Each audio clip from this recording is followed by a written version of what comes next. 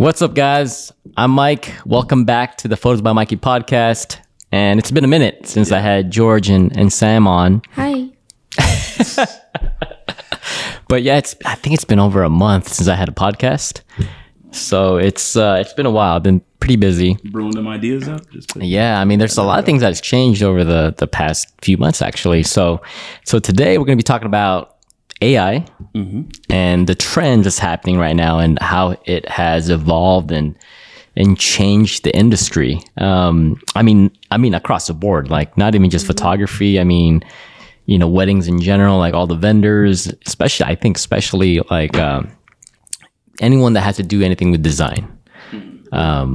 So like for you guys that's listening, I mean, if you guys haven't been watching the news or if you guys have been hiding in the hole, this is an awakening for you guys. Yeah, especially right now with actors and writers and whatnot. Oh yeah, there's a lot going on with that. Oh my God, it's insane. But before we let's talk a little bit about like what you guys have been up to. Any new updates? Anything? Yeah. So nothing. So we've decided to start learning videography and just slowly taking that on. Kind of wanted to get into that, and I have all the resources to be able to do it. I have the equipment to do it. I just never really. I mean, I had a gimbal that had been sitting and collecting dust, and it was brand new. So oh yeah. So it was just like, okay, let me get into this. We're just on a learning path. Yeah, we're really taking it slow to actually be able to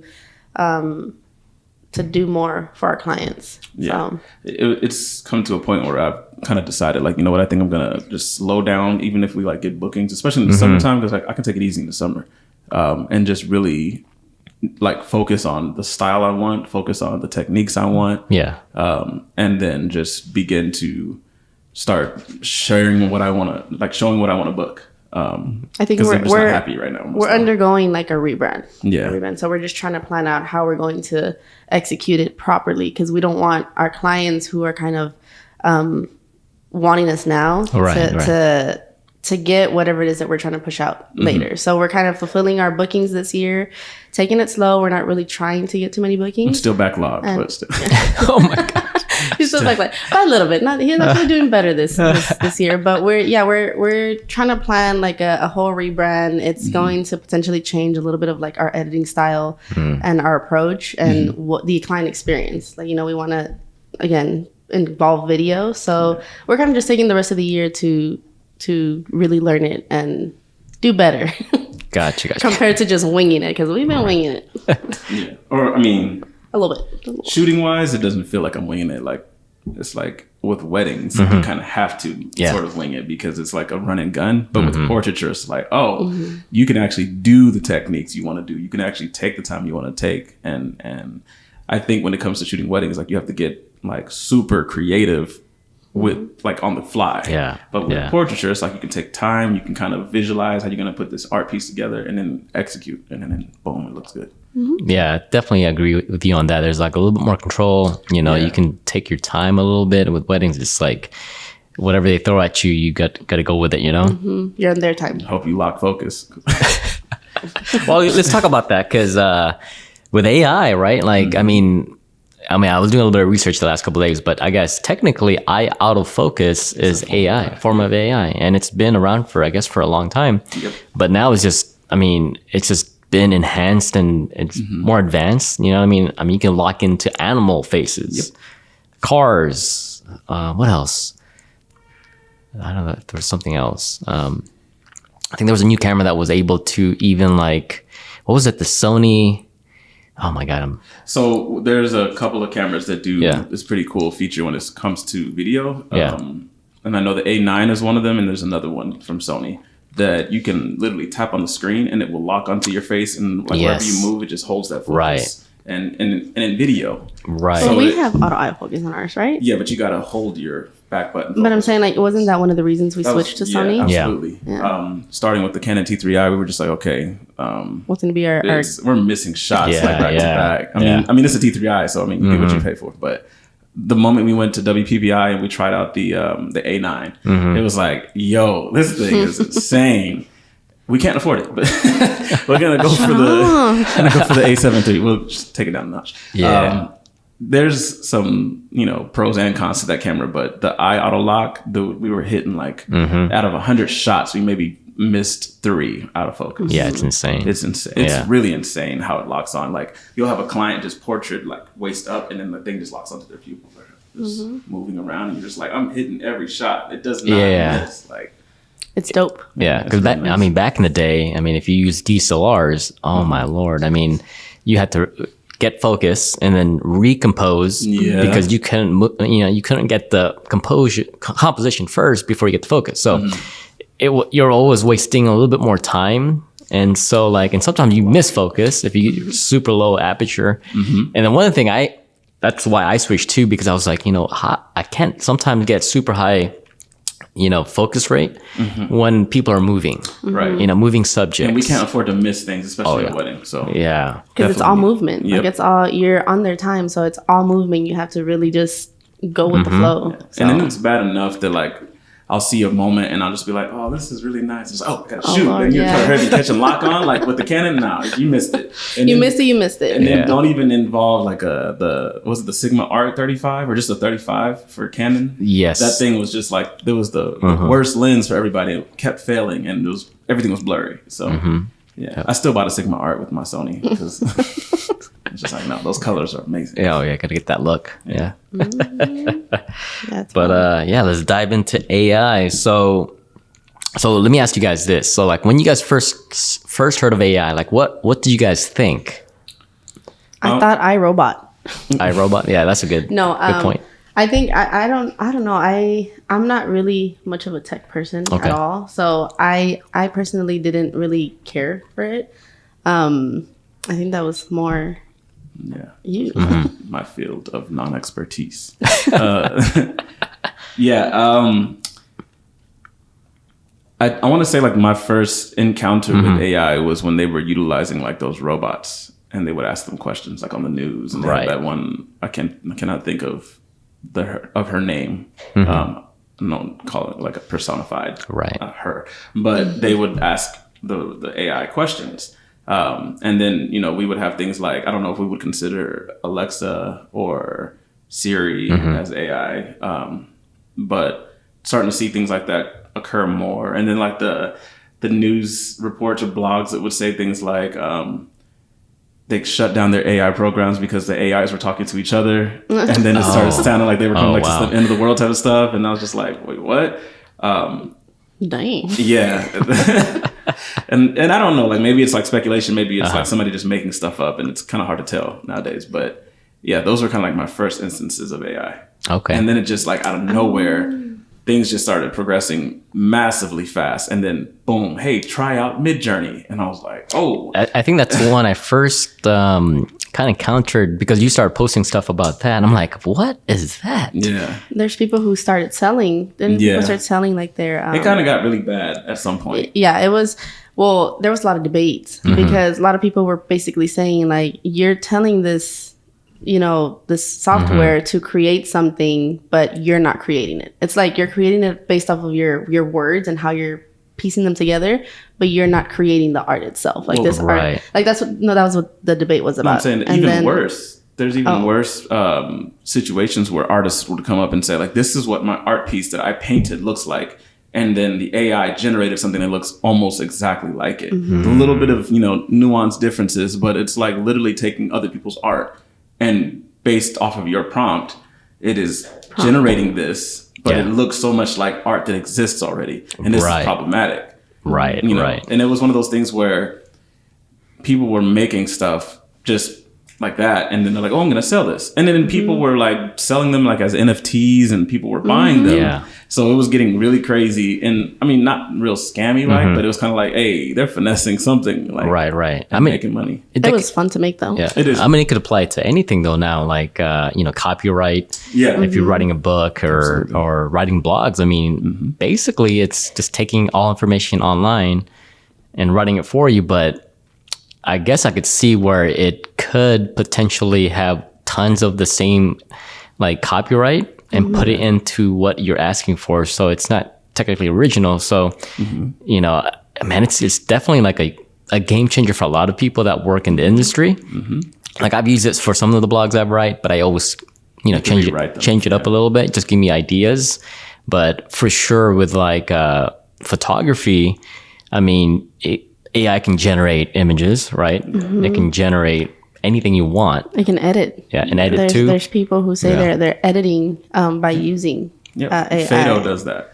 But if you look at it, it's like it does some of the work, but I don't feel like it does the full extent of what you would normally do. So it depends. It depends. There is a Lightroom AI that you might understand that it basically learns your editing. Like it learns like the nuances. It learns the different things that you do with your editing, and it begins to be able to apply that to images moving forward. Then there's like the generative AI that you've seen in Photoshop, where it's like put a cat here, right? And then it like puts a cat, and then like it even like the color grading matches the scene and everything. It's amazing, like, yo, like that's like that blew my mind apart. For a system to learn my habits with editing, that was like, I mean, okay. I mean, I can teach somebody how to do that too, but I can't teach somebody how to put a cat on a couch. Would you guys consider that a form of outsourcing? Well, like what George was saying, there's one software called Imagine AI. So a lot of photographers use that because it's one of the forms of software where it does the editing. Like you tell it what preset you want to edit the photos. But what's unique about it is that it uses your editing style and basically learns from that. So like, because I've used it a couple of times, and one of the things it does, it starts learning like, let's say you send it like 1,000 images. So it learns from 1,000 images based off your style. And then let's say now, okay, I want to edit this album, Wedding Gallery. And so, I mean, it's insane how fast it is. I mean, within 5 minutes, it's edited with my style, but it's not technically 100% correct every time. So what it does is it sends it back to you, and then you still have to make minute corrections. And then when you make all those corrections, you send it back, and it learns from that. So it's even faster. So question for people like us who've done outsourcing to like edited by artists, freedom edits and things like that. Do you think that, I mean, not to say that they might have been utilizing that the whole time. Could be. Do you think that that's going to definitely hit them in the pocket if you have a software that can pick up what you need it to pick up and just like blow through galleries? Like you can use narrative to cull your photos down and then just use Imagine AI or Image AI or Imagine AI. And then just to edit your photos. And then you just go to the gallery, double check and be like, yeah, these are good. This works. Yeah. And then you just did it in a day. You know what? I didn't think about that. I don't know if this has been around for a long time, but I always did wonder like 44 cents an image. Like how are you guys making, if it's a company, it's like, how are you guys making your money? Not to say they're not, they probably are just really good at what they do. But I'm just like, I never thought about the fact that there could be softwares that have been in place to be able to generate, those edits for you that quickly. I mean, I feel like I can answer that because when I'm on a good one, like on a hyper focused one, and especially at night, like that's when like the freaks come out. No, that's when I'm really good at like editing, and like I will blow through like 100 images in 20 minutes, 30 minutes. Like if I already know what my settings are, I'm just going to copy the settings that I've already adjusted. Right. It's a preset now and just paste or sync it across the board. And then I'm just going through making sure, do I need to Photoshop something out real quick? Do I need it? Nope, these ones are all good. And then boom, you're done. So like imagine someone who actually gets paid to come to work to do that. And they're just like, oh, this is easy because I already know the preset, but I also mastered Lightroom before I got this job. Right. So boom, I put this in here. Oh, I don't like this is there. I'm going to crop it down better. I'm going to Photoshop it. Boom, done. And then it's just like 45 cents? Yeah. You just went through 100 or 1,000 images. So. Well, I see what Sam is saying, though. Let's say you've been using like freedom edits, like someone behind the computer screen editing each image. What if they're silently using the software behind the scenes and you don't know anything about that? And for the longest, you thought it was just someone behind the screen editing it. I think eventually, though, that type of service is probably going to go away unless there's only a certain amount of demand for that where you want someone personally editing it, like maybe like high-end edits, like more geared to like changing the sky or like really detailed like Photoshop edits. It's also the work, I feel like because there's so many things that I feel like people can always say like, well, I could do that. But I think at the end of the day, it's always gonna come down to the fact that you don't want to put that extra work to, put this through a program and then have to look at them one by one. And then, compared to having somebody else who's like, I did all the work for you. Right. Just check them. But even with editing companies, there's always the part where a lot of photographers are just like, it's still like I have to go through every photo. And it's just like, I'm not about to do double work. If I hired you, that means I trust you. So if I can't trust you, I'm gonna hire a robot to do this instead. And I think that the one thing that I can say about AI and everything in general, like a lot of photographers have like this massive fear, or there's a lot of conversations about AI in the industry. And I'm just like, yeah, but right now there's not a whole lot that can replace customer service and replace experience and your brand being so evident in what you're producing. Like, and I think that like a good example of that is there was a photographer, I can't remember if it was on a podcast, but they said that they had got a wedding. They were so excited to edit it and they blew it out. Like in like 2 days, they edited that wedding and then they sent it back. And the client was just like a little disappointed because they were just like, the photos are gorgeous, but you edited this so fast that I feel like you didn't really take your time. Right. And to really like really work on our photos. And then you also have the other opposite end of clients who might understand, the growth of this AI and they might feel like photographers are able to charge less for the fact that they can, you know what I mean? Less work. So that's a good point. It's going to be, I feel like it's going to keep getting more like controversial. Because isn't that not one of the main reasons a lot of photographers charge a lot? Like, well, I have to spend, like our contract is 6 to 8 weeks for a wedding. And you know how much work I put in on the back end? It's like the robot's doing it. Stop lying. Or even if it's, I feel like even if it's the robot, you're giving these clients their album so much earlier than expected. So it's like, why not charge more, or why not keep your price what it is? But I feel like there's a lot of talk, but it also opens up space to do more for your client too. True. More value. I agree. Add more value in other ways. More value, more things. But I think it's just like when the game changing part of like when like early 2000s when cell phone was coming out, MP3s was coming, iPods, and people were like, oh no, we're not going to switch from like CDs to iPods. And Blockbuster's going nowhere. Blockbuster, I got fired. And people were like left behind, especially like companies like Blockbuster, because they didn't accept that. And then, and Netflix started coming out. And so I think people just, in my opinion, I think you just have to have an open mind, because I think this is going to be another game changer where things are going to be integrated into a lot of things. But yeah, like going back to the delivery part of like photos, I guess there's a lot of like different perspectives on that.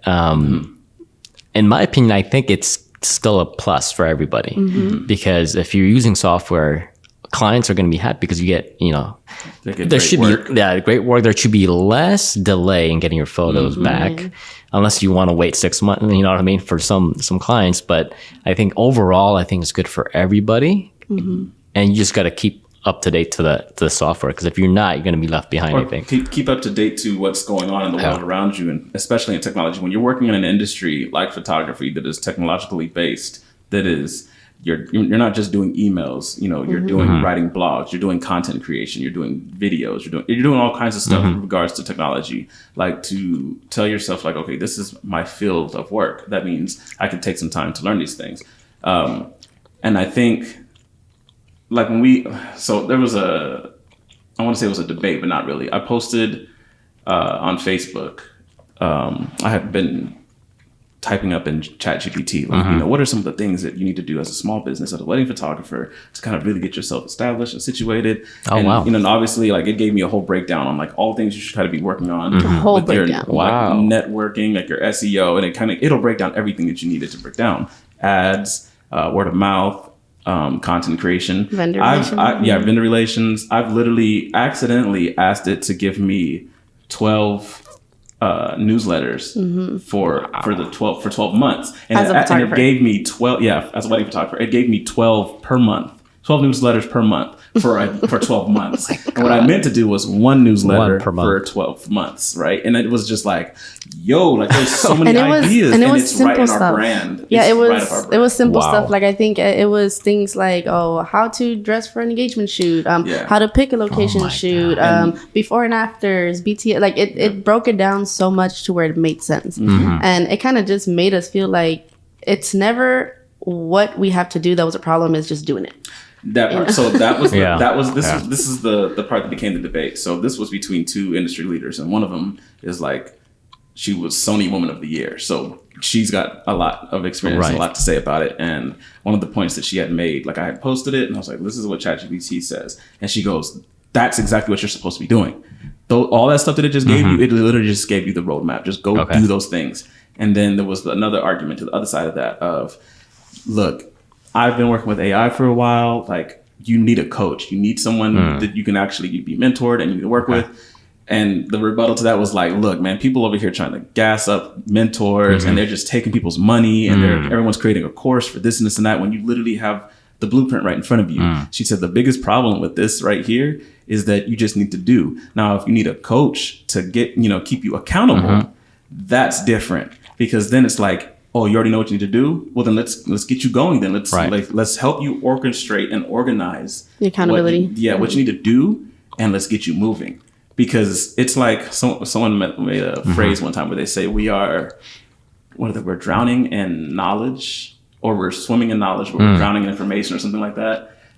It's just so much information, so much accessibility to information, but like we're drowning in it, and we don't know what to do with it. It's like an overabundance of it. So she was just like, you have this perfect blueprint, and it's like with ChatGPT, the cool thing about it is that you can literally nurture it into and mold it into your brand. Like, this is who we are. This is what we like to do. This is what we would like to do in the future. And these are our ideal clients. This is how many years we've been doing this. I'm a husband, a father, and like my culture is like this. And this is kind of like how I like to get down with things.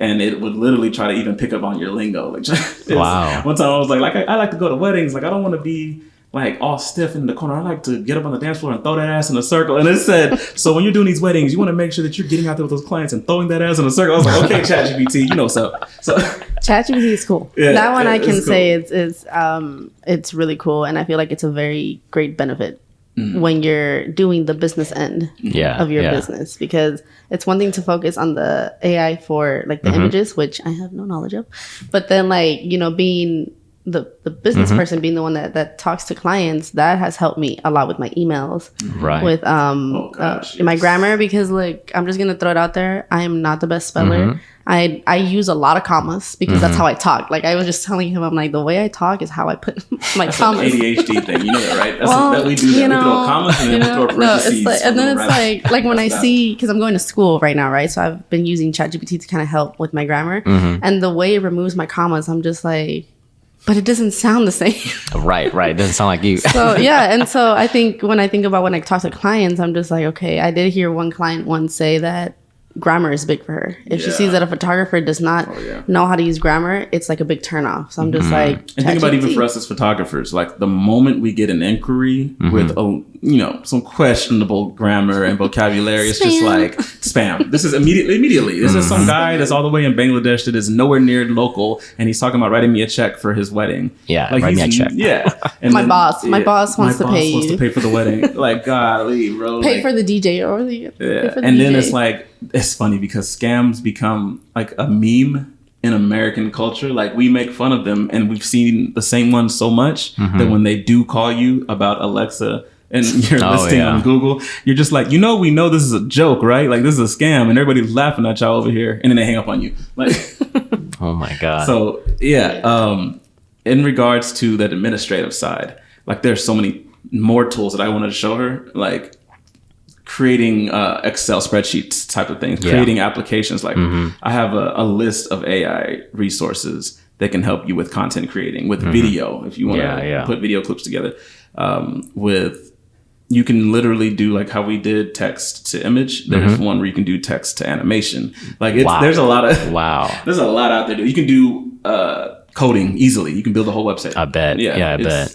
Are you guys still using what's your CRM right now?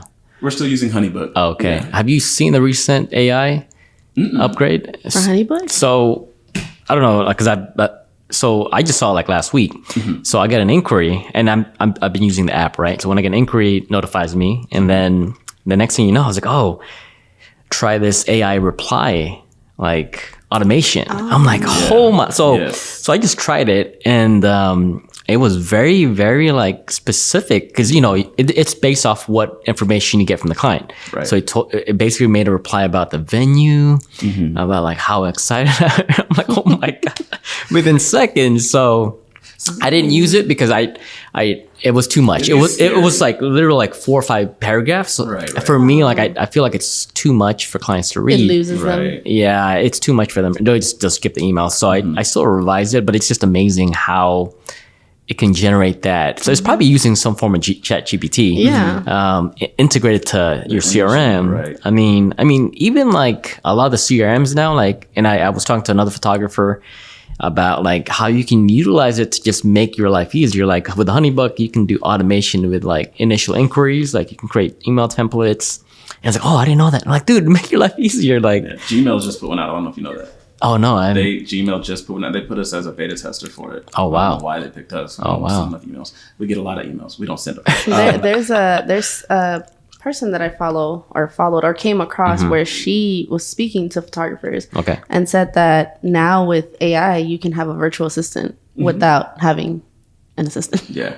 I don't know. Like it's like you I use think AI about how scary that can be. Like at some point it's like, oh, I don't need to go answer my emails, or I don't need to go do this because Robotica, she did it for me. Like I don't have like she like and she got me my lunch ordered like on what are these food delivery things like the DoorDash. Like, oh, and my food's here. Like I got 2 wives. Like AI.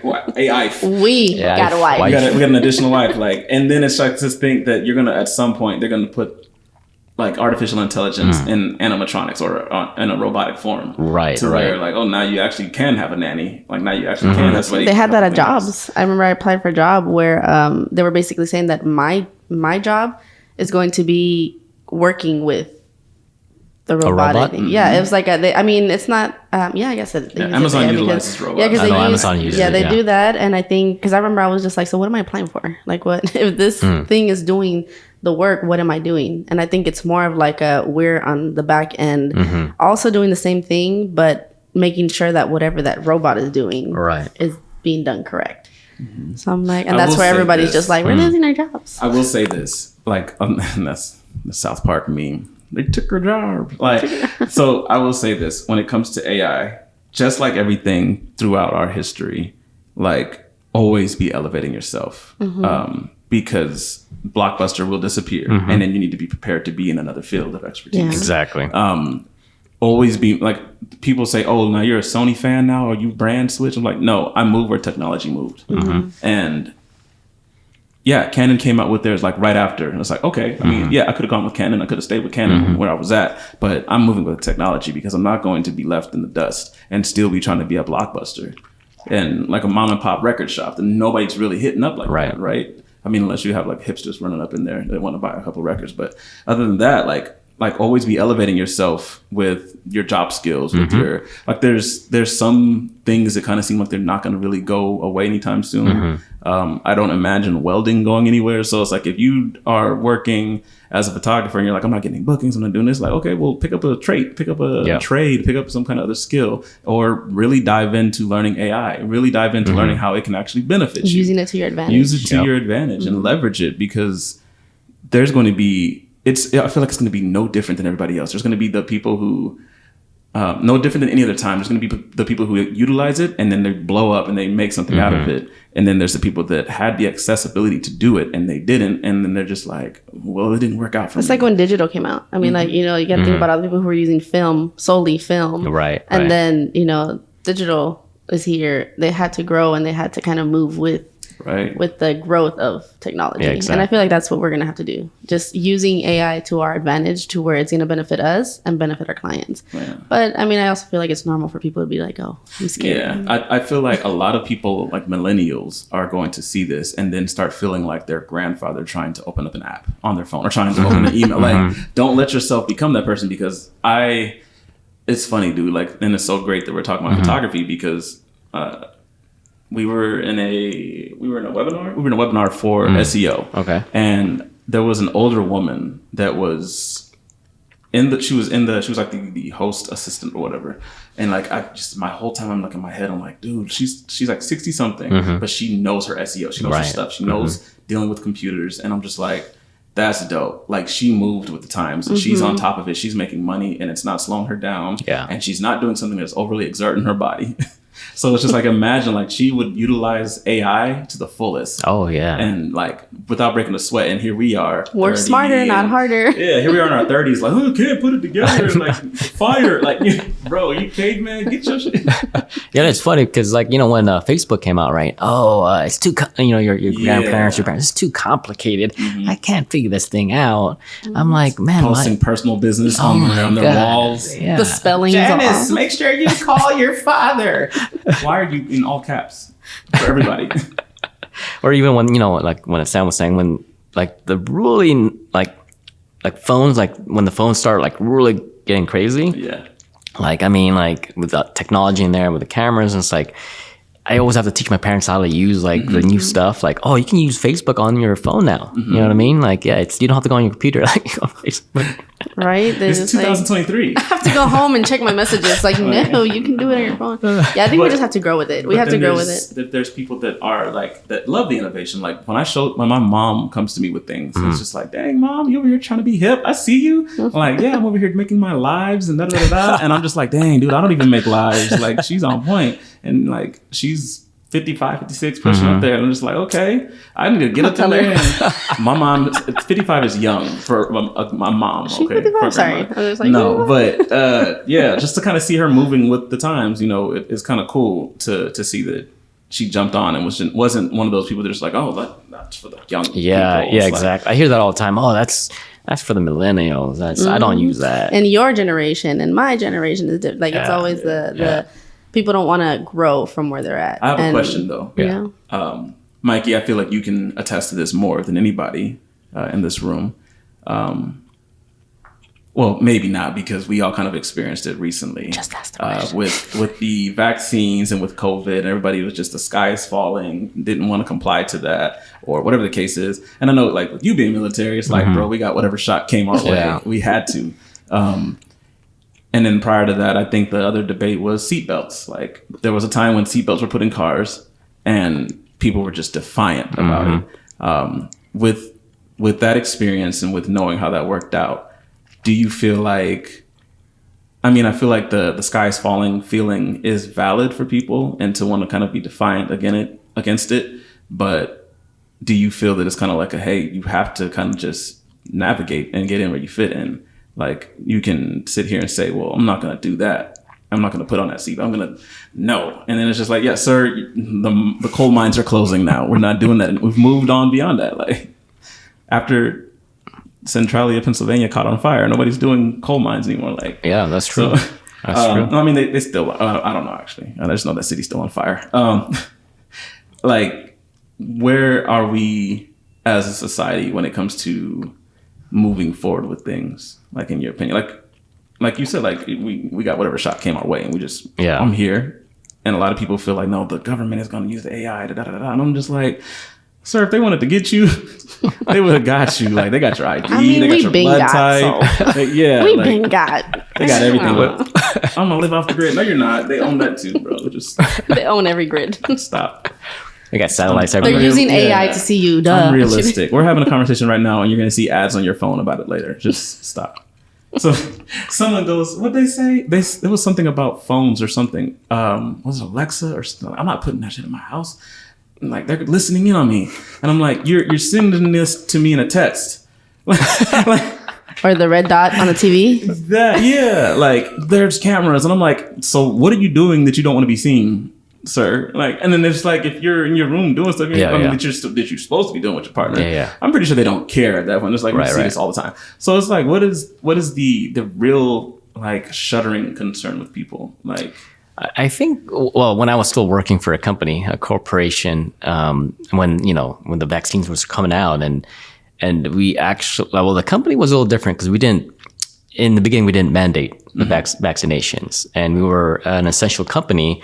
So we still had to have these employees, but we're a manufacturing company. So we had to have them in the building. We definitely had some breakouts where we had to shut down, buildings because, health officials, controlled that. But I'd say like in the beginning, there was a lot of just pushback on vaccines, which is, again, everyone has their own opinion. In the beginning, we didn't mandate it because there was just not enough information, and we just followed like the protocols, right? Everything 6 feet away. But then eventually, and when I left, this is like 2021 when I left, the company decided to mandate vaccinations. And then it was just like, okay, you either want to work or we'll let you go. So it's with vaccinations a little different because it's intrusive. It's intrusive. It's more physical. But I think with like, let's say not with physical, but maybe with your jobs, right? Because that's probably going to be the biggest impact on like, on like your job duties. I could see right now with certain jobs, it's probably going to go away. Like even with maybe some manufacturing, I mean, it's already been got. But if you're involved with anything with like writing, maybe even with education, right? Anything that has to do with like teaching. I mean, you can just hire me for SEO. Why? It's free right now. Like even like maybe mentors, maybe, I don't know. I mean, but I see what you're saying though. All these tools are just tools for you to use. But if you don't use it, you may be left behind, or you're going to be behind someone else that has more knowledge, and they may get the job more than you.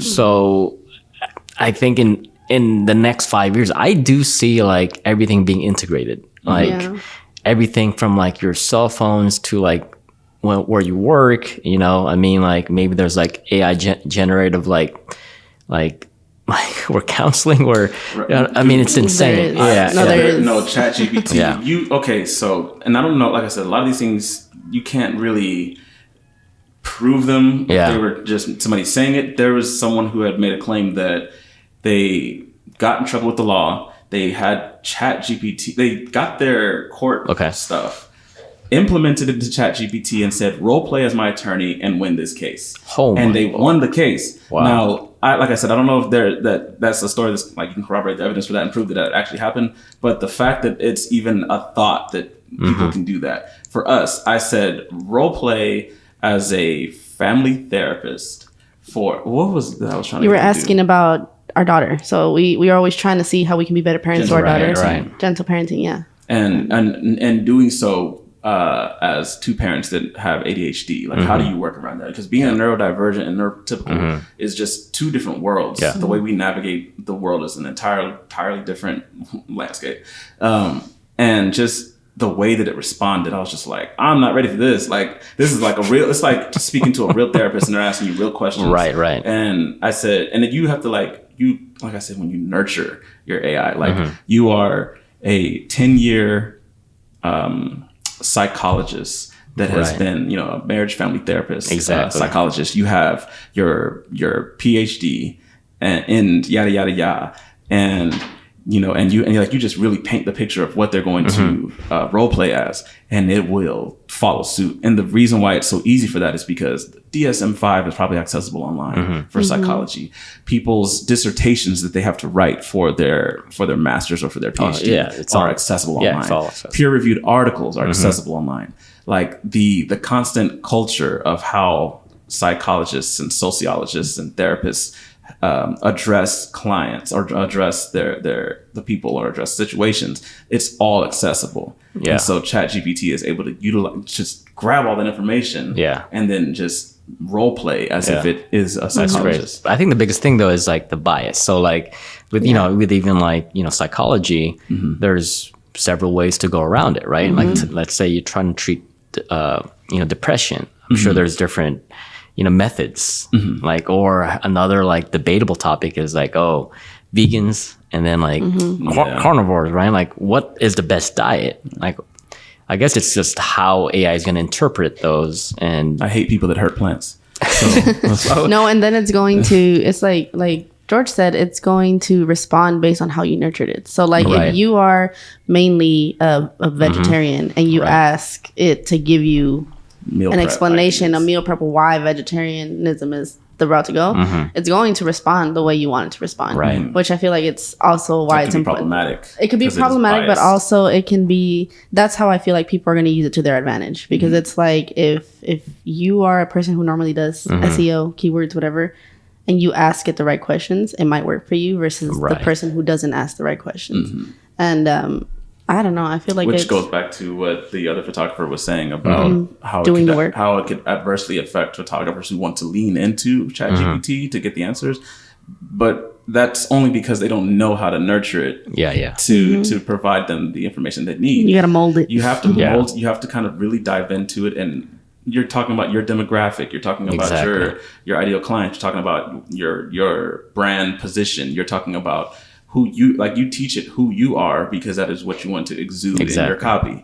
So when you actually do that labor with it and you actually it's like teaching it who you are, then it kind of produces those outcomes that are more favorable than just like generic answers. Yeah, I 100% agree. I think you like with any AI, you still have to give it parameters on what you want, because if you use it like a generic criteria, is going to give you generic answers. So you have to be very specific. Even when because I've tried some of like the emails, like the emails I would reply to. Some of them are extra. They're a little too much. I'm not that nice. First of all, I don't respond like that. I just did a wedding ceremony script. Oh wow! I always ask my clients. I put up a questionnaire.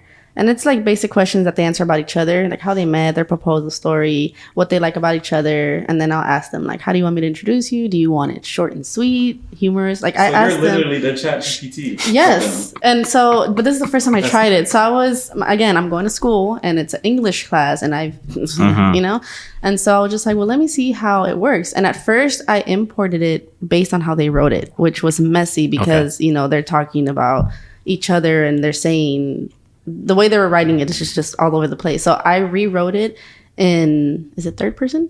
So I was just like, so-and-so met here and this person likes this about whatever. And I actually asked ChatGPT, like, give me a short and sweet ceremony script based on their story. And yes, I did have to tweak it. It wasn't like a copy paste and done, but it did such a great job that I was just like, this is dope. Like, this is dope. I revised it. I shortened it. I added things here and there, and they were just like, this is great.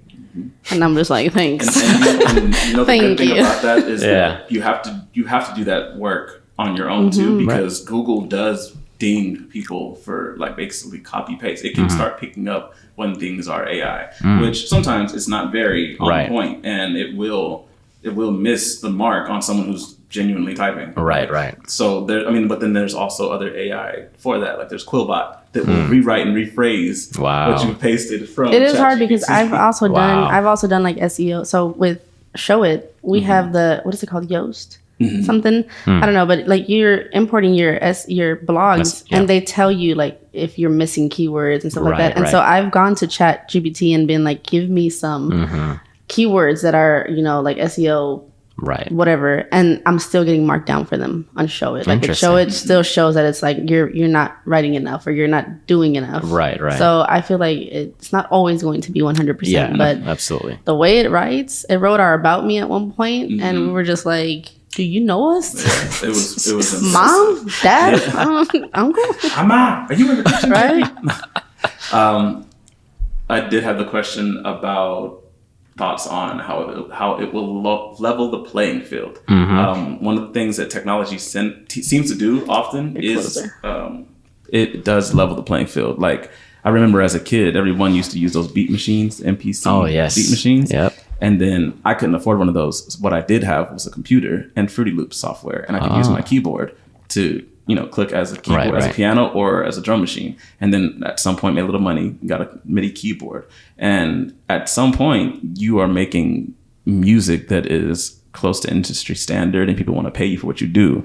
And so like there was a lot of debate about, man, back when we was in the studio, we was doing yada yada yada, and now these kids can just go to Guitar Center and grab like one of those and a microphone, and they're rappers now. And then it's like there was so much like this visceral hatred to like newbie artists, and then they just leveled the playing field. Like we had like YouTube artists like Soulja Boy coming up and all kinds of, everything just started changing. Right.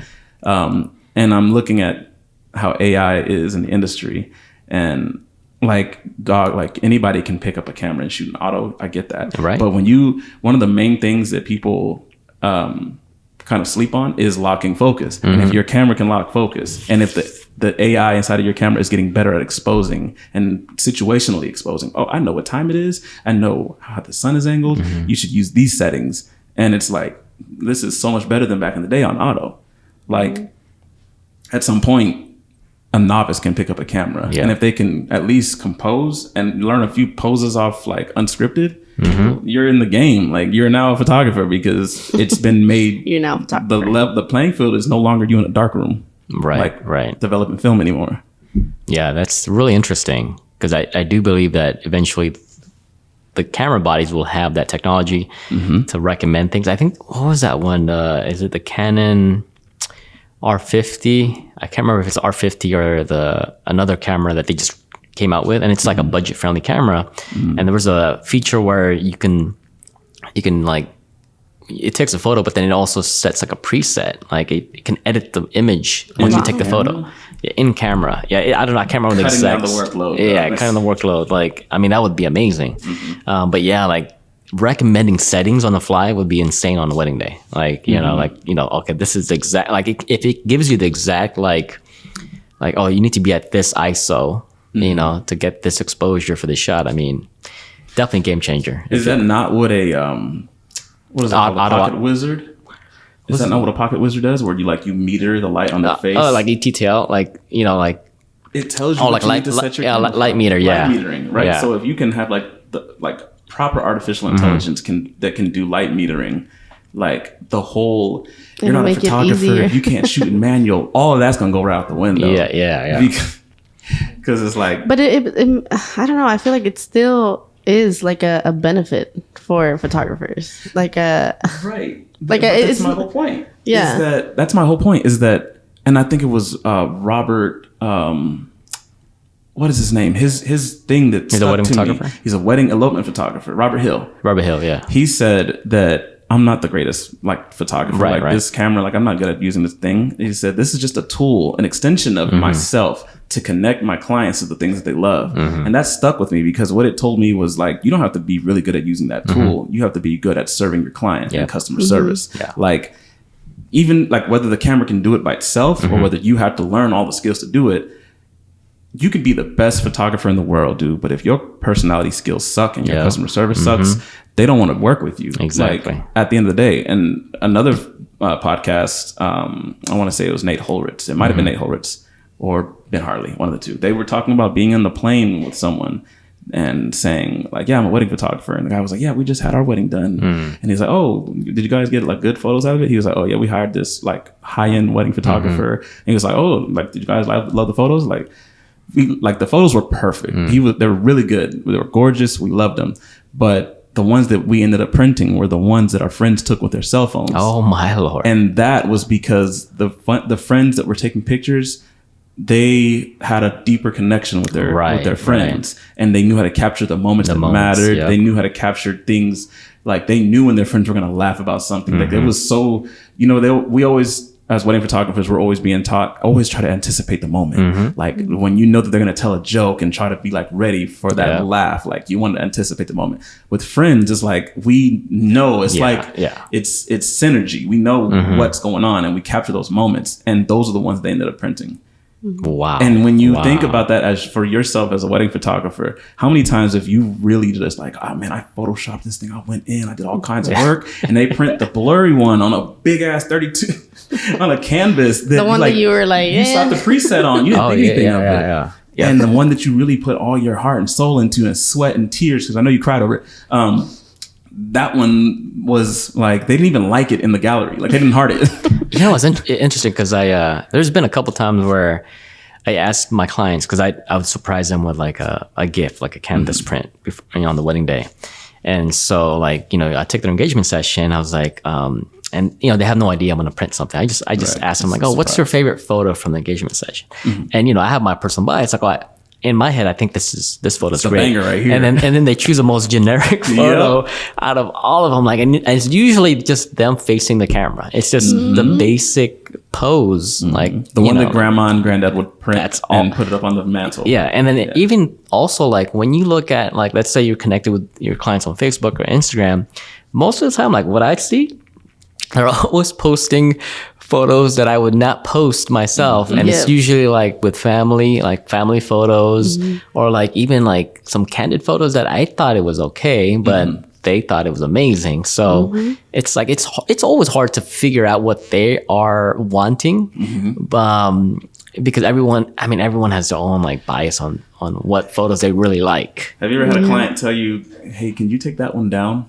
Like, I didn't like how I looked at that one. You were just like, what? Like, this was the one that looks that's really good. That's a good point too. Yeah. And this is my thing. Like, I don't share a lot of content, and like, and it'll be like an occasion. You'd be like, dang, this dude blasted like 10 photos in like a year. We haven't seen anything from this guy. And then, people are like, they love the images. Like, dude, you need to share more. And it's just like, for me, I have a hard time sharing. One, because it's a lot of work to go through 1,000 photos and then just like, or more, because we're talking multiple galleries and pick out. And it's like, you mean to tell me I got to stop doing what I'm doing right now? So when it comes to doing that for just one gallery, I have a hard time because I no longer trust myself with what I pick. Okay. Because for some reason, the clients always pick photos that were not my taste. Right. They were just like, dude, you like those ones? Like, I mean, I'm glad I caught it for you. Yeah. But now it's like, this is why I don't share, because you like that one. And I thought this one was the banger and I was going to share it. Is there okay, this is super not even what you guys are talking about, but I have to say it because it's in my brain. But are you able to import a photo into some form of AI software and ask it what's wrong with it? In terms of like, you shouldn't have said that. I'm sorry. No, it's just you guys are talking about photos, right? And I'm thinking multi-billion-dollar industry you just lost. Damn. Okay. Somebody's gonna use like a AI software where they just hire the photographer. I'm sure it's there. No, I know. Timestamp and a date. Don't post this, Mikey. Cut. But no, I'm serious. It's like because I'm hearing you guys talk about photos, right? And it was just kind of like coming into my brain when you guys were talking about metering and stuff like that. I'm just like, can you import a photo and basically ask it like, was it overexposed, underexposed? Is it grainy? Does it need A? Does it need B? And start kind of pointing out like, yes, your exposure was too high. Can slightly do that. Narrative can slightly do that. It'll tell you this one was a little overexposed. The client was blinking. Eyes are closed. And I feel like if they're going to listen to this podcast, narrative, you bet not. They're going to listen to and they're going to at some point start enhancing, and hopefully narrative does enhancing their technology to the point where it's just like, hey, this one is a little bit blurry. It's a little out of focus, a little too much.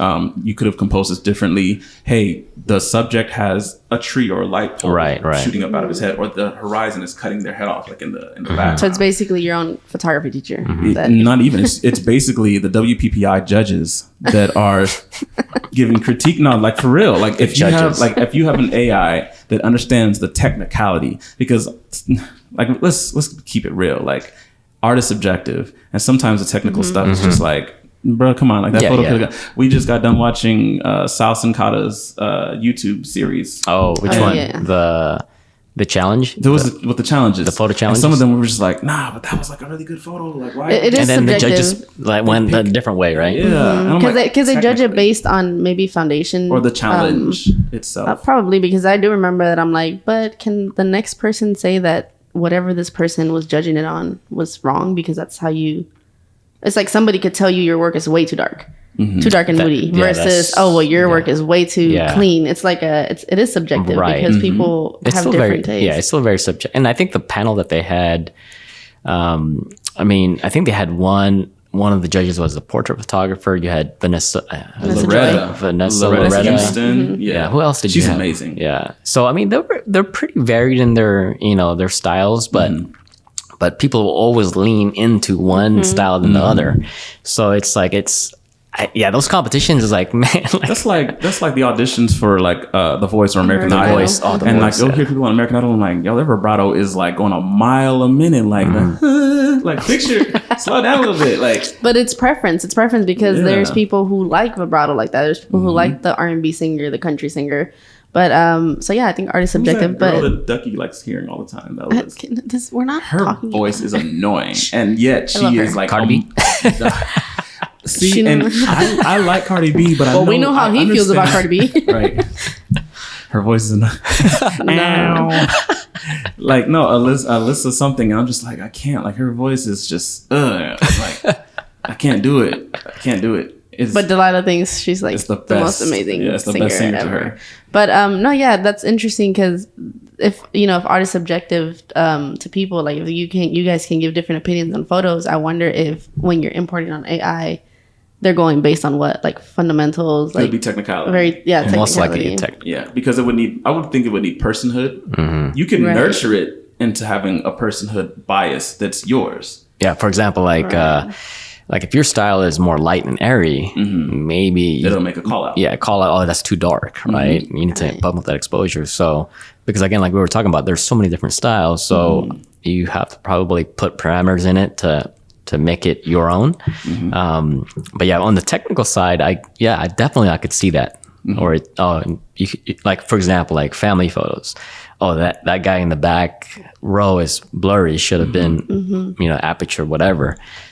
So it could also be a teaching thing too. Like I don't know. Like again, another idea for educator basically. You wouldn't need to pay so much for a workshop. But it still comes down to doing the work, because like from a personal experience, he can teach me everything. Like I'm still learning camera right now, right, to be lead eventually. Right. And he can tell me, I have a notebook full of notes.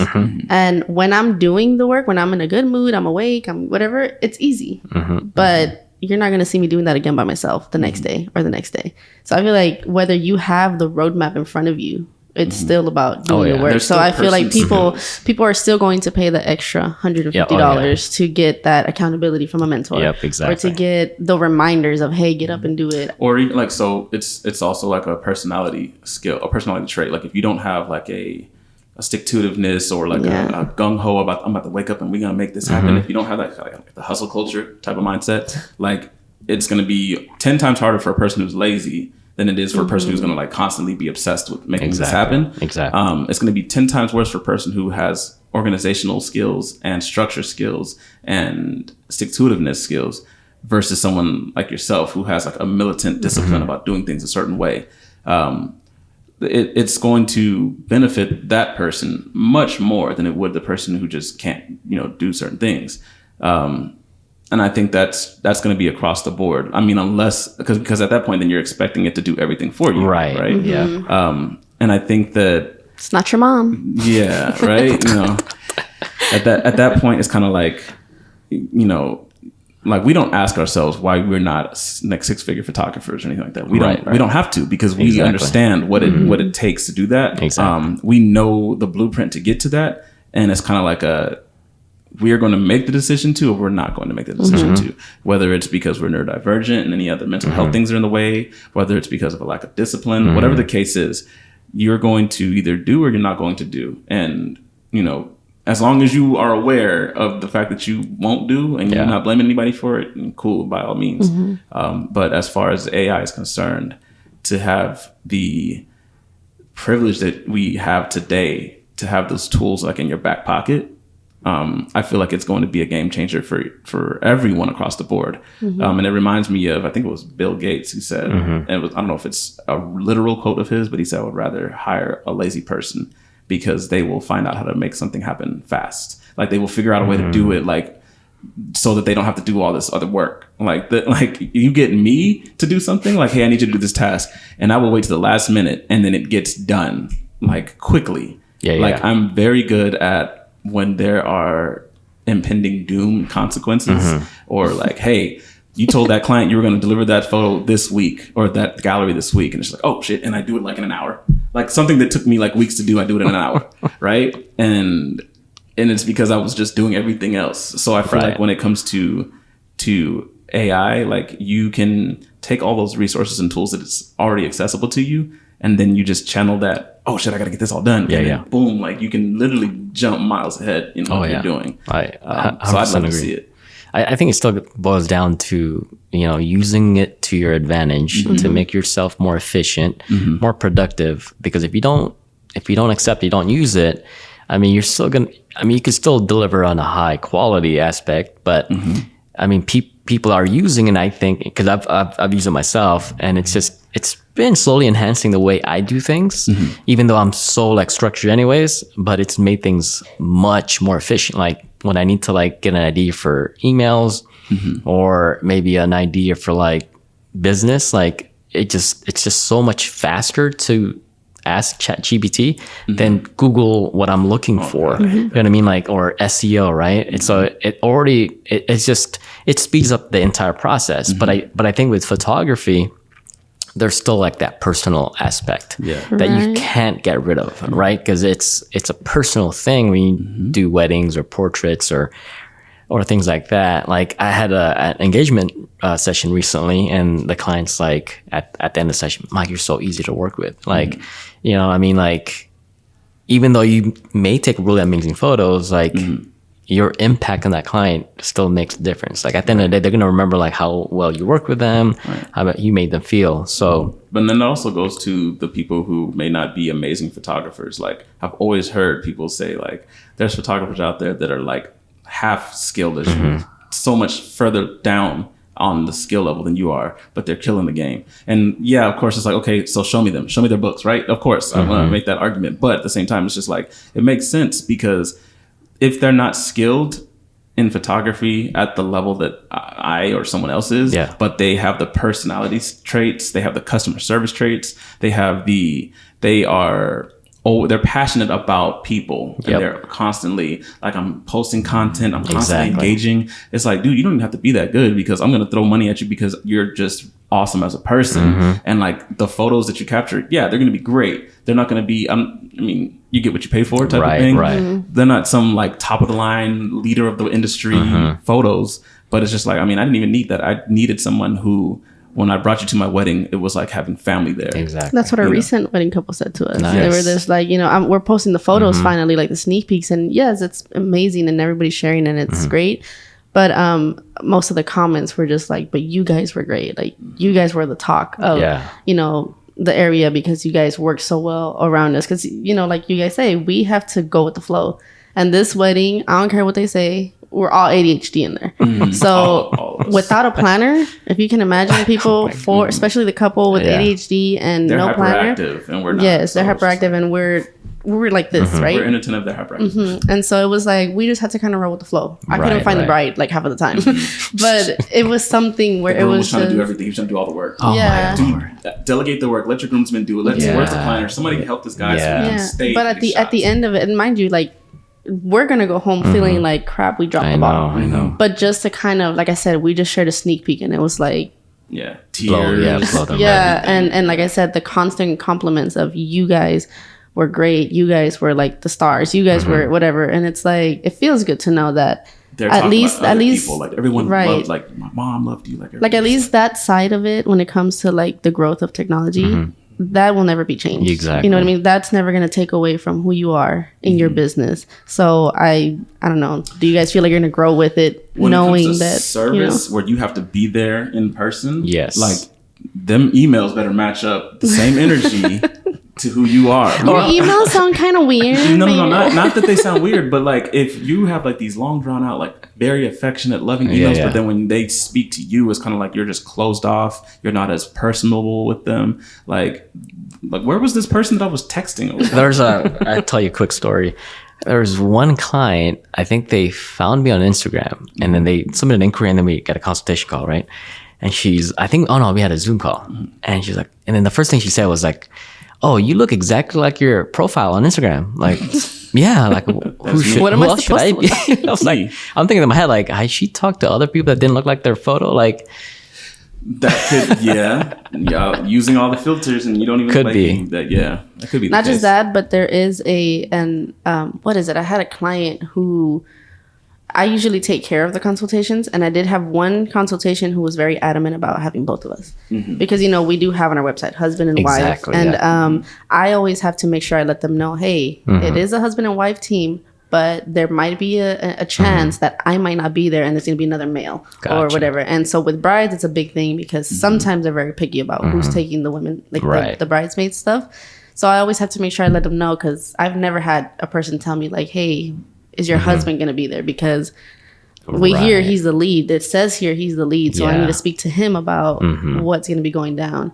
And so that's funny that you say that, because it's like... And it's funny that they think that that's how it actually is supposed to happen. Like, we need to speak to him about how we want. And I'm just like, I promise you, if you're talking to her, she's writing out the shot list. She's doing the planning. Right. And I'm like, okay, I'm just going to show up and be like creative and take the pictures, because I don't need to know like all the extra details. I just need to like put together on a list, like, hey, you need to be here at this time, this time, and this time. And I'm going to look at the environment. Which, if you think about it, if you think about how you mentioned how Honeybook AI kind of responded based on like the questions, we can also kind of nurture that area to ask the questions that fall back onto like your editing style. So like if we know that we shoot outdoors, we don't do golf courses or something like that, and we nurture like our responses to be something where it knows to ask the client where they're located at, or no, we cannot shoot this because I don't know. I wouldn't even go in that far of a detail type of thing. Like if you know, oh, it's a golf course, I don't want to shoot it. We don't need to shoot that kind of wedding.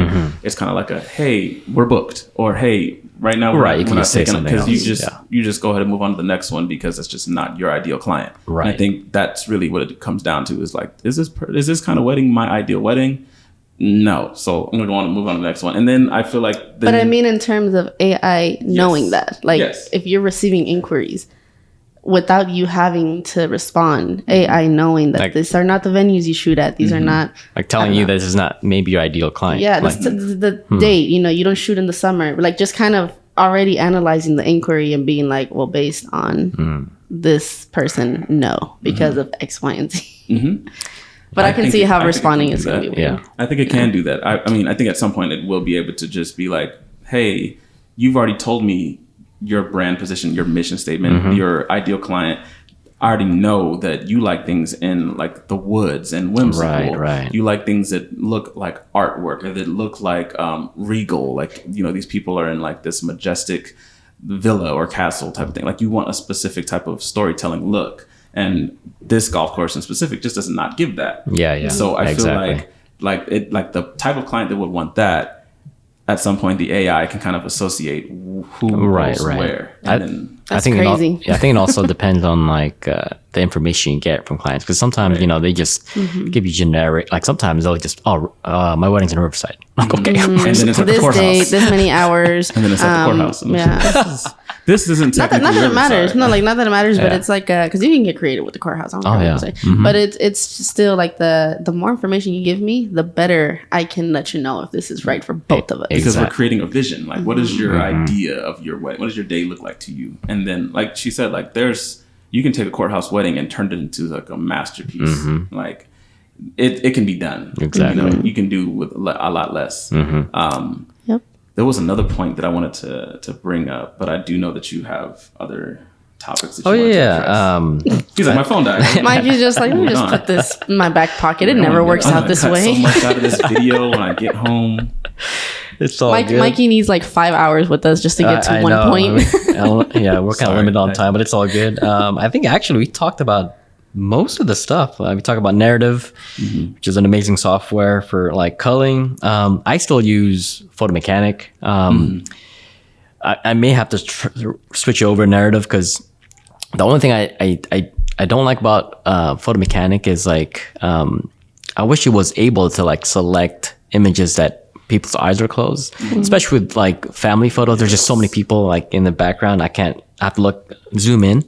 But yeah, Narrative Select's really good. I've been using Topaz sharpening AI, which is amazing, because sometimes there are times where like, some images I thought I got it focused, but it's a little bit blurry. So I was like, okay, I can't give this to my clients. So I take it into that software, and it's amazing. And like it brings back the detail. I can show you a hack on how to do that. If Okay. you can go through Photoshop and just use. I can teach you, but I have to charge. I'm kidding. Nah, I would never. I'm just kidding. I don't gatekeep. I'm gonna put it right I'm to just you. kidding. Yeah, I agree. Topaz has been killing the game, and every time that they have an ad, I always see like laugh reacts on the ad, and I'm just like, you guys have no idea. At first, I was kind of hesitant, and then I've been investing some money because I also have Luminar AI, which there's another software that I think Sal recommends for like a face retouching, but Luminar AI, I use Portrait Pro for that. I can't. Sometimes. Oh, okay. There's another one that gives you a bunch of actions in Photoshop. Yeah, so it's very similar like to photo basically, but it has dials, winding the eye, boom. You want to soften the skin, boom. I mean, it's like instant. So, I mean, there's so many software out there. I think another one that I wanted to talk about was Canva.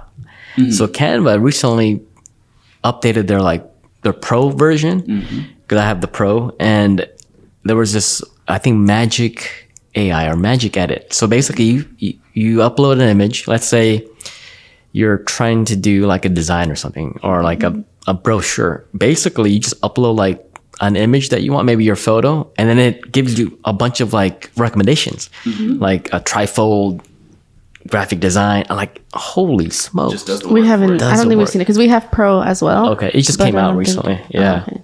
We're gonna check that out. Yeah, insane. But yeah, I think we touched on pretty much everything. Unless there's something new that I don't know about. I know there was something you posted on Facebook, but Yeah, I was going to say, did you want to kind of see? yeah. Let's what's the most interesting one that you have? Let me open it up because I have my phone on airplane. I didn't want the table all going all crazy, buzzing. So let's see. So here's some AI resources for photographers. So if you want to create content, there's something called Bondi. Let's open that up right quick and just see. Vondi. How do you spell that? VONDY. Okay. So you can create your own apps, basically. What?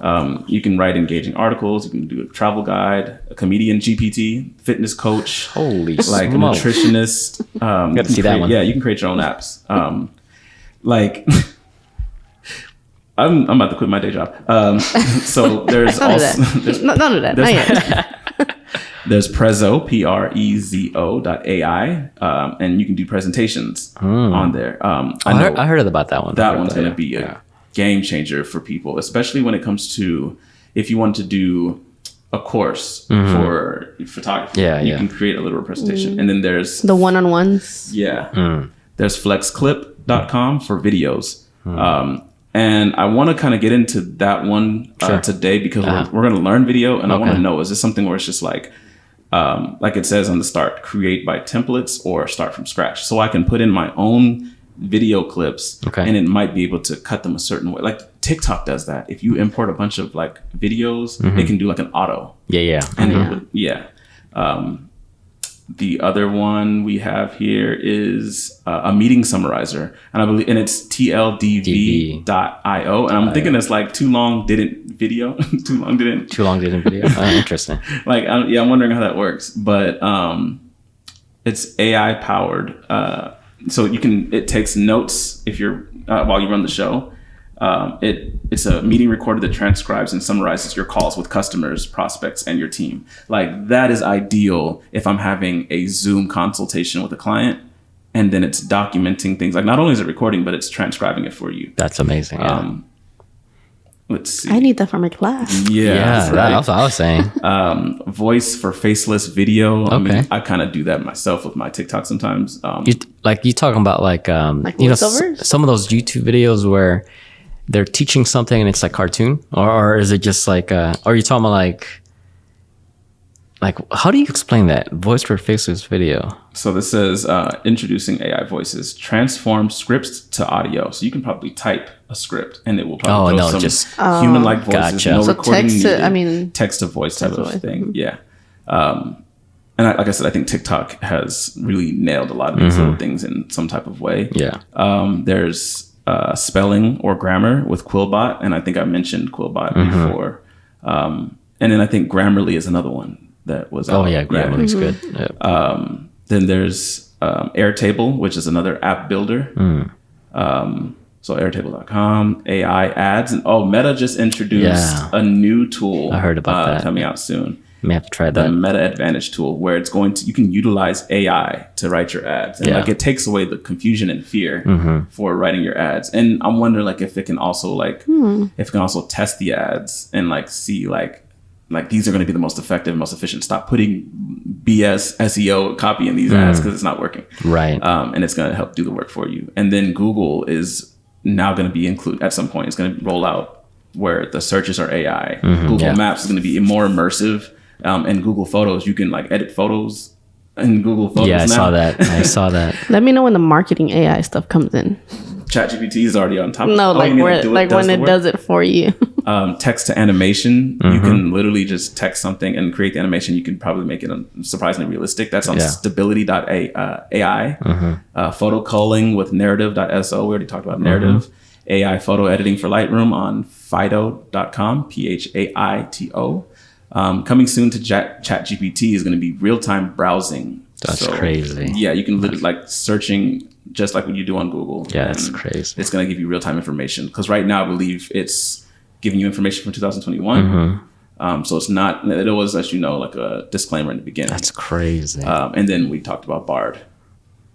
Yeah, that's insane. If you can do real time, because there's so much information getting uploaded constantly, right? Like people uploading blogs, articles, and so like if you can be, a step ahead than everybody else, I mean, it's literally the Tower of Babel, guys. Yeah, it's insane. Everybody's able to connect. I was just watching a video on TikTok where this guy had connected this not to his skull, but it was like a thing that was on his ear and it was on the back of his head.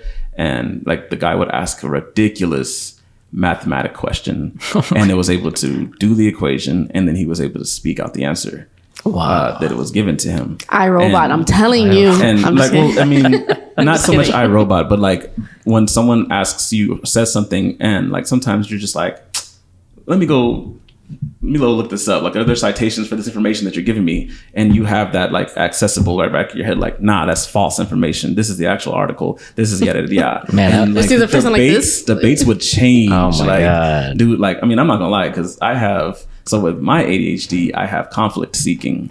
I get a huge dopamine hit from that when I'm in social media. If somebody's saying something and it's like, I gotta argue with this person. Like, I gotta get in a debate with them. So Chat GPT, like sometimes it's like I feel something that's just like, this isn't right information that they're saying, and I go to Chat GPT and it will break down like, here's citations, here's resources, the information that they're talking about is not necessarily true. But wouldn't that still be like biased? Like it's responding to you based on the fact that I say, like this person is like so adamant that the sky is purple, like, and then it's going to give you no, because the way that light bounces on photons in the mesosphere and the stratosphere, and yada yada, and you're just like, well, damn, like that was a better argument than I was going to give in the first place to show that the sky was blue. I think it is a great resource because it's providing you citations and references, right? Because you didn't cultivate or nurture that. Yeah. If it's providing information that doesn't have any backup to it, then okay, that's probably not going to be useful information. Correct. But again, with debates, I guess you can use it, like, you can interpret it in different ways. But yeah. Literally copy somebody's argument and then they will give you all the, what do they call when people like straw man with, what is the other, false, what are they called? When you have to take logic 101 or when you take debating, the fallacies. Fallacies. Yeah, it can give you like, well, this person is using so fallacy That's crazy. in their conversation, and this is not going to be. So do you see yourselves growing with this AI stuff and implementing it in your business? Absolutely. For the benefit of it? Oh yeah, 100%. Yeah, I think it's just going to keep getting more advanced as the years go by, just because like, the efficiency of it too, like you said, like the real time, Chat GPT, like chips are getting much faster. Like look at MacBooks. I mean, they're insane. Like, did you end up getting any kind of fourth ligaments from the 5G towers or cancer and weird stuff catch on fire? I don't know, my bump that I took out 2 years ago may go back. We'll see. I grew a unicorn, so. But I wish I had this in high school back then, in English class. Yeah, when your teacher I is wish this was lying. available when we first started our business. Yeah. Because although that was like the beginning of more personal, like downhill for us, I feel like if we were able to ask, you know, AI, like how to start the business, because it was hard. I mean, we had to talk to a lot of people, but sometimes not everyone was knowledgeable on what we're trying to do. But if we had the steps to be like, this is what you have to do, and then you're going to do this, and then you're going to do this, I feel like we probably would have done things. Oh yeah, better. like having an actual roadmap. That makes sense. Especially for business, because like when I first started, I Googled a ton of stuff. Like, okay, what's the average, you know, price range for clients spending wedding photography in Riverside? You know, what's the national average? So like I kind of did a lot of market research, but it took a long time. Or watched a ton of YouTube videos. But now you could be very specific in asking, you know, questions that you need to know that's more relevant to you. I think that's the biggest thing is relevancy in what you're doing, because there are a lot of information out there on Google, but it may not be relevant to you and your specific demographic or city or even in your niche. So, and sometimes it's hard to find sometimes. The amount of time and research it takes to just get those things. Oh yeah. And then there's so much information, like so much information that you're kind of just but like, you don't know where to go with it. And so when you have an AI that's like, I already found it all for you. boom. You don't, where are you going? Get over here and look and read this stuff. Or like develop, like let's say you don't have a website yet and you're trying to develop copyright. Like, oh my, that's like amazing resource. You can build like a website from the ground up with the way the AI and coding and whatnot is working right now. There's coding AI that, dude, like if this stuff existed back then, and mind you, it's just another thing, like another task that some people are just like, there's more I have to do. But it's simplified. Like the amount of research and time it took for me to build my website, I was already going to do it. So do you mean to tell me that I can do it, but faster and better? Yeah. So I still think it does still like come down to if you are a doer, if you are a person that's going to, you know, make things happen. Because like right now, the way that you can make copy, content, when we have the equipment to do it, like it's almost like there's no excuse for us to not have these things because we can have everything done like that. It's still a matter of when you get home, like, are you going to be on your phone? Are you going to be on video games? Are you going to, I'll be on AI on my phone. Right. So it's just a matter of how you utilize your time, because there's still the factor of not taking advantage of the opportunities for some people, and especially for me. So some people, it's you can lead a horse to water type of thing. Like AI is literally the horse to water. Like it's the water. It's like, hey, you know, bro, just drink. That's all. Just follow the horse. What's the other one? You can teach a man to fish type of thing. Like, dude, I taught you how to fish. Matter of fact, I brought you all the fish. Like, cook them. Do the thing. And, you know, for some people, it's just like doing the thing. Like for me, I have executive dysfunction. So just getting myself to do things. And fortunately, like now there's medication, there's therapy and whatnot that can help with that. Just getting yourself to do the thing sometimes seems like it's impossible. It's like a brick wall. For you, to get yourself to do the things. And, you know, unless, you know, you have somebody like lighting a fire under you and being abusive and like, you know, then, you know, you'll get things done. But having the wherewithal to have those challenges within your own home, having those, because that's what gets me going. Like if I'm at work, the challenges, the innovation, the expectation, those things get me going. Like at my job, I've made network-wide changes twice, I believe it is now, where most people are not able to do that. And they're looking at me like, dude, how did you do that? This is $1 trillion company. You're making network-wide changes in the company. And then I'm like implementing, and I'm very solution oriented in my job, and I'm able to figure out things, and I'm able to be innovative. And they're just like, why are you only at level 1 here? Like, go do some interviews and stuff, bro, because you have you have what it takes. And it's like, why can't I take that and do that at home? And there's psychology behind that too. For me, I just learned about that. For us, we perceive home as a place of rest. So when we get home, we are not on top of doing challenges and like working hard and everything at home. Because at home, you're just finally able to be at peace. Yeah. And so we're trying to shape I had a conversation with, some of the photographers out, that helped me out. And they, like, I don't want to name names, but they're like, oh, how do you stay on top of everything? And, and I know some people, they do this full time, but they're not as per se as like busy as I am. So I told them, like, the way I think it keeps me going. The way I think about it, because I'm very structured, is like, during the week, I treat it like a 9-to-5 job. So from 9 o'clock to 5, I'm working, right? I feel I tell my mind that I'm working from that time frame. Because if I don't, then I'm gonna like sit down and watch Netflix all day, or watch YouTube videos or go hiking. And so not allowing yourself to. Exactly, it is hard at home. It's like you said, it's because I want to lay on the couch or whatever, or play with the dogs. But I think for me, I have to set those like expectations that I know I have to get these things done in a certain time frame. And everyone's different. Like, I know there's like, $1 million habits that people recommend, but I think it doesn't work for everybody that way. You know what I mean? I know some, like, there was like one video I was watching about like, oh, you got to take a cold shower first thing in the morning to become a millionaire. I'm like, what? That makes no sense.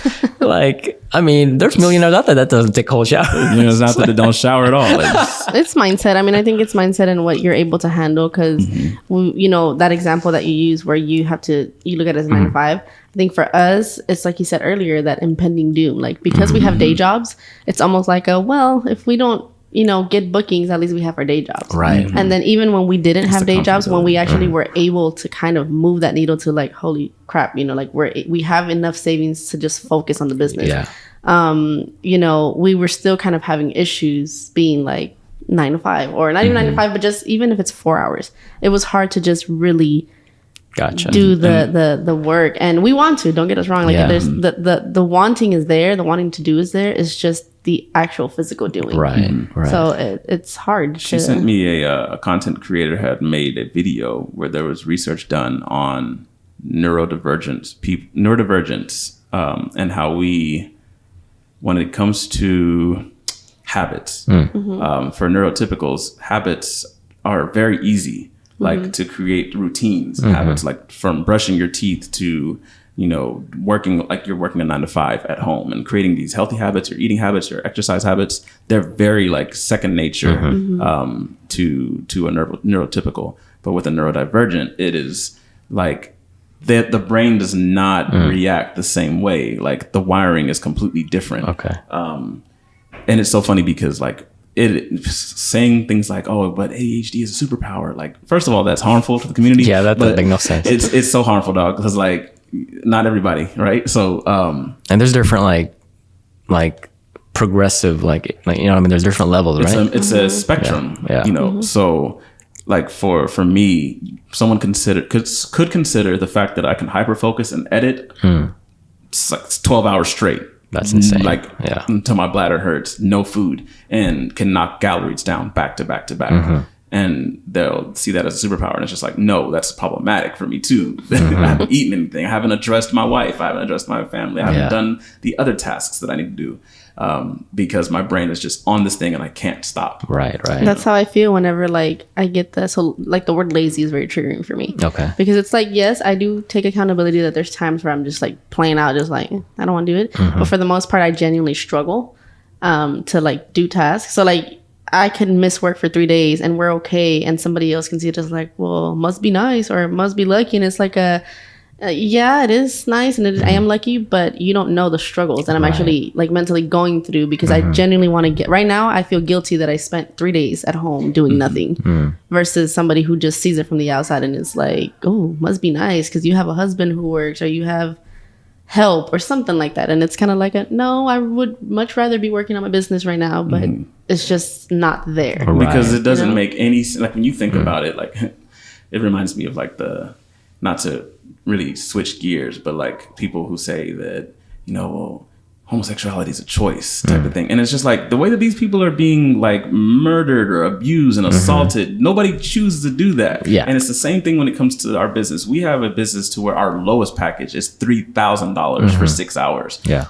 nobody is choosing to not go after $3,000 for 6 hours, because that is like, boom, like I can fix so many of my problems with that kind of money. Right, absolutely. Right? Yeah. Why wouldn't I go running forward to that? Right? And it's like, logically, everybody else is just like, oh, you mean to tell me I can make that kind of money doing that? And it's one of the superpowers to be an artist and creative, and like some of the pieces that I've made that even for me are just like, dang, like this is a great shot. Like, you mean to tell me that I can do this and basically party on the weekend? Because it's a wedding. Like, that's what it feels like. I mean, I'm tired of hearing cha-cha real smooth, because I'm about to cha-cha real smooth off the side of a cliff. One hop If I at a time. hear that song one more time. Right. Like, you mean to tell me I get to have fun on the weekend and make $3K, and then I have all these resources to where I'm not stuck behind a computer in agony editing? It's insanity to think that someone like just throws that away. And it's like, no, there's other issues that go along with that. There is a desire and a burning feeling like I have this skill that could save my life type of thing. And it hurts to know like that you are really good at something. And then it's like, I could save my family. I could put us in the best kind of situation. Because our top package is $5K. Like, if I can do 4 weddings a month, my life would be entirely different right now. It would be life changing. And not that we're going to go and buy all kinds of things. No, like, you mean to tell me that I have more options now? I have a little bit more financial freedom right now. Like, I can put my daughter in a better school and arenas, classes. And I think that's why, like, the evolution of this AI is pretty great. Massive. Yeah, I mean, obviously, deal. doing the work is the other half, but I think this AI stuff, it's really I feel like it's going to be really beneficial for people like us who are kind of struggling to just, figure out what to do. Because the task seems so massive a lot of times. Like, the whole, how everybody does the planning for their Instagram? Like, you mean to tell me I got to plan a photo a day, maybe more, with captions for Reels for a month, maybe more. And it's just like, oh, that sounds easy. Like, you could spend an hour a day, like the way that they give it to us. You just spend an hour a day just writing captions. Dog, when I tell you the captions was the hardest part, like that. And because one, I don't want to be fake. And it's just like some of the stuff that y'all be saying on them damn captions, just like, yeah, man, this rad couple was yada yada. Man, like, you don't even talk like that in real life. And then not only that, but the couple probably wasn't even that rad. Maybe you're just hyping yourself up. So be like, didn't Mikey say he didn't like these people? No. But then to be able to create captions that are actually like, that are brand relative, like they are connected to who you are and connected to your client. Exactly. Because the AI can already be cultured and nurtured into that. It's just like, this changes everything. I ain't gonna lie. I met some like vendors that like I follow them on Instagram, like, and then you talk to them, like, oh, different person. Different. You have a filter on who you are as a person. Like, but also because it's I've noticed that when you're kind of introduced to a business, you're almost led to do stuff like that. You're led to, like, people teach you, like the whole conversation we had the last podcast about being professional. It's like there's a level of being professional, but also like if your clients are just like, come on, just take a beer. Like when Maria respectability, and politics, them, and assimilation. like beer. It's like, taste the beer that we made, and it's like, no, because it's professional for me to not, drink at your wedding or not take, whatever the case is. And I feel like a lot of businesses want to keep that professional face, but you hear them talk and it's like, oh, like you're a whole different person outside of the face of your business, which is fine, but that's who you're going to attract. You're going to attract those type of clients who later are going to be like, you're a little different. I think there's a fine line. Again, could be another whole podcast about like social media, the perspective, and then your business. So like, I've always thought about social media as a way for me just to market my business. Number one, that's just marketing 101. But then you hear all these like, really successful people on social media, like Instagram, that have like 100,000 followers. And, I've listened to podcasts like, oh, you got to put yourself out there. Like you got to, put your life out there. I'm like, man, what if you don't want to do that? Right? I mean, you don't want to show everybody like your personal life. You're a private person. Like, but like, oh, you got to do that. That's, you got to create exciting reels. You got to. You gotta dance on TikTok. Yeah. But I also think that it's a choice. Like, you have a choice. Like I like the idea of the 80-20 rule, but only because there's a lot of things that we're passionate about that has nothing to do with the business itself, but has a lot to do with the type of clients we get. But at the beginning, I was very private. It was like, I don't want to show my daughter's face. I don't want to talk about this is my piece, because when I work, I work. And when I'm to myself, like, this is my getting away from my business. But so I don't feel like that's wrong either. Yeah. And one thing I do love about you, Mikey, is that I feel like you are literally, there's no lack of consistency in who you are. Like, who you are kicking it and talking to you is the same person you are when we're having a podcast with you. It's the same person you are as a business when I've worked person. Second shooting for you, and how you address your clients. And it's the same person you are when we are hiking and you got to go pee in a tree. Like your values are the same across the board. And it's like, and that's nice to see, because we don't see that often. We always see like the different personality traits. And it's like, Mikey, and we know there's going to be a consistency. Even if you invite us to dinner, it's like, we know there's going to be this consistency personality that is great. So right. And I think that's you being true to yourself. And that's what I like about you as like, maybe people wouldn't call you an industry leader, but I would definitely call you a mentor in that respect. A community leader for sure. A community leader in that respect, because like it makes me feel like it's okay to be who I am. And I'll say that in the sense that like I've always said it before, like, I don't really want to be talking to clients with my telephone voice. And when you're a black person, we have a telephone. We have that professional apartment seeking voice. Radio voice. We got that radio. Yeah, absolutely, sir. I would love to. No, I don't want to do that with you, man. Like, and I always say it. Like, I always say, like, I feel like I'm being fake for the sake of professionalism. Right. And then when I finally find my ideal clients, like when we do end up having them, it's just like, thank you. You are like, I don't have to fake the funk with you. You're gonna keep it real with me. You get it, yeah. You know, and then a lot of the clients that I do have, they're just like, we don't really even like when people are like so stuffy, so fake. Like they know that vibe.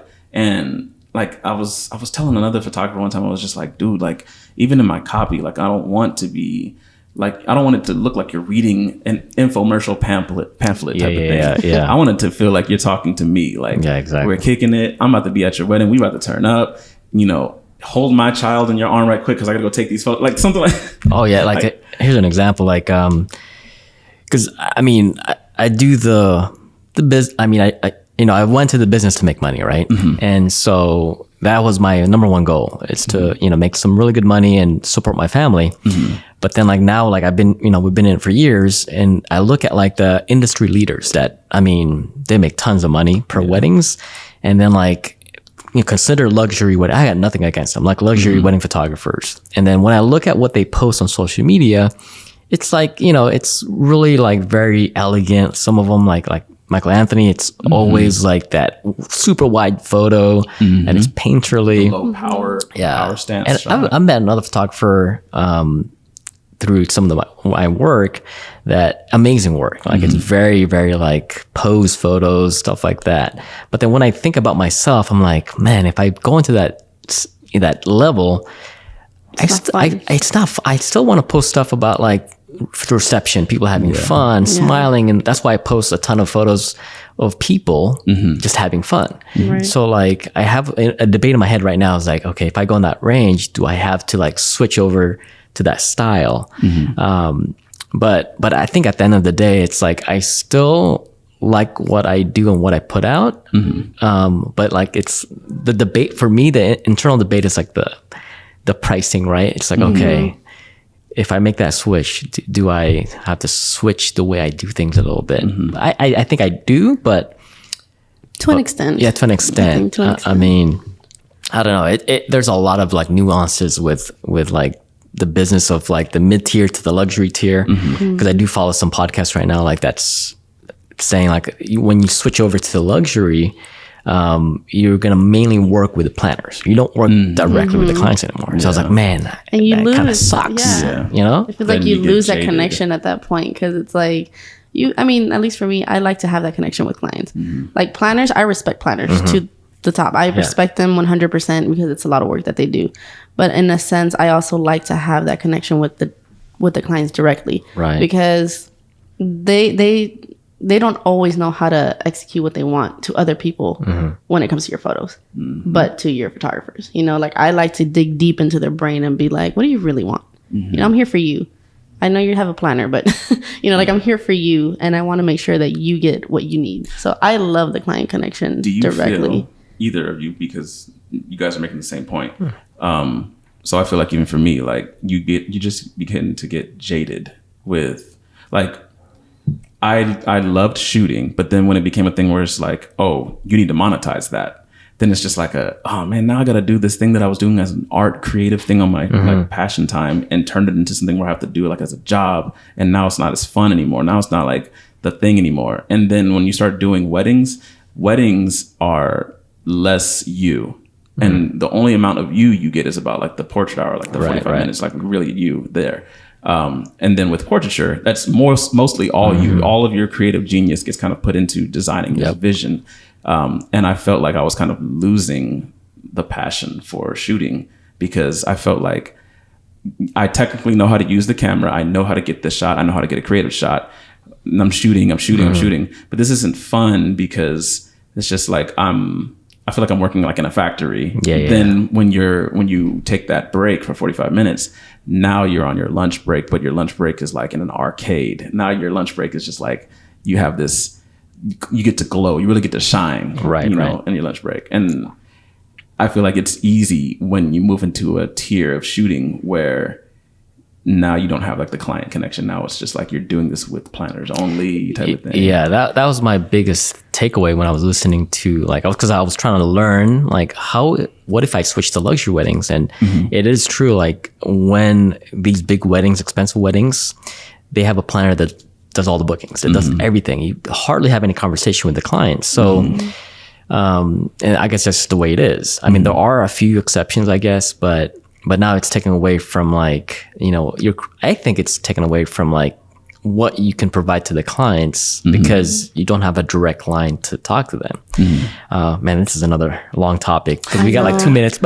I know. I was just like, okay, we're kind of going into more deep talk. So I'm gonna have to splice this. Yeah, but it's all good. I will say at the end of the day, like I said, your consistency, who you are as a person matters.